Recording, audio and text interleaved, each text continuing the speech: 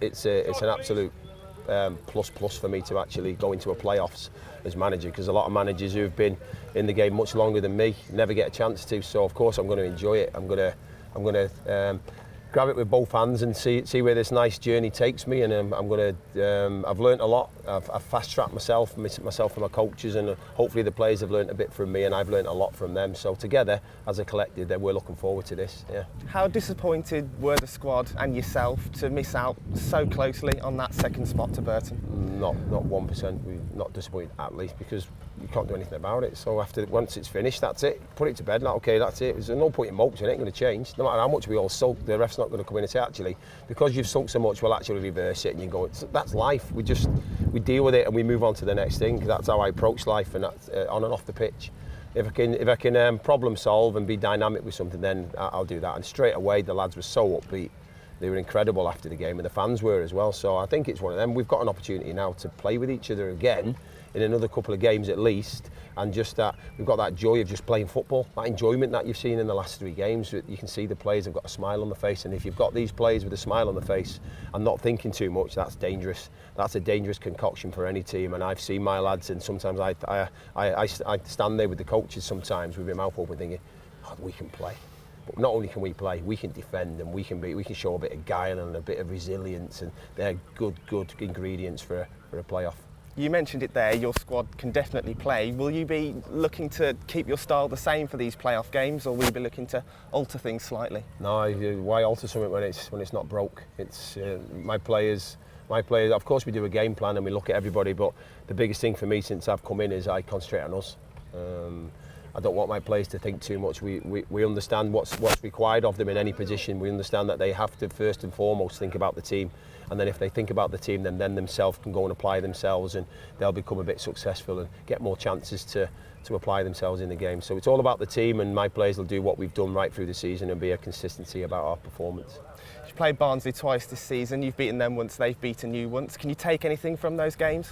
Not really. Of course I will. I've looked at the goals, and I've looked at the debriefs and the analysis that we did in them games. But it's a totally different ballpark now. I think with the playoffs, it's away from technical. I think it's how we handle now. It's how you handle the expectancy and that internal and external pressure from different parts of the game, and I think we're ready for that. We've grown not just in technical and physical ability, we've grown in our mindsets this year, and we can handle pressure. So Barnsley are big favourites, I think, with their home support and with the type of budget. I thought they'd be up there straight from the off, but they've ended up there. So credit to them and credit to how they've turned it around. They've done a fantastic job to get into the playoffs on the last day. But we'll be ready for them, and we're going to try and upset a few more people again and see if we can come up with a result at Barnsley.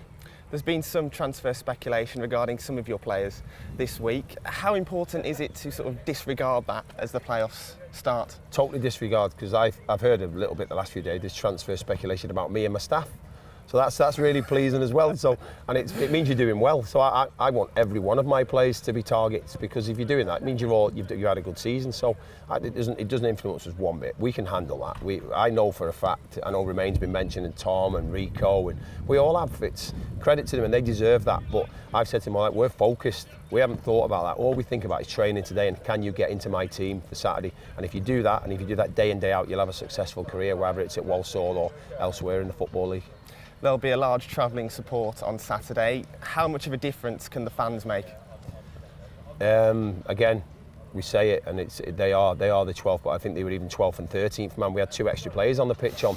That's how good they were. So I think the inflatables turned into 1 extra player. So all my kids are coming. So I've got Bo, my little girl, Ollie, my 6-year-old, my 2 older boys, my wife T. They'll all be in the crowd, and I've got them the tickets, and I've given the envelope, and I could see the excitement on my little boy's face, and he's asking, "Can I get an inflatable banana?" So you can have anything inflatable crocodiles, anything, as long as it's just going to be incredible for them to be part of such an incredible atmosphere. But we've got to go and perform. It's okay having this crowd, but we have to entertain. We have to entertain, but we still have to make sure we keep to our game plan, and that's what we're aiming. We're aiming to, again, create more memories and create a great game for the youngsters who are in the crowd.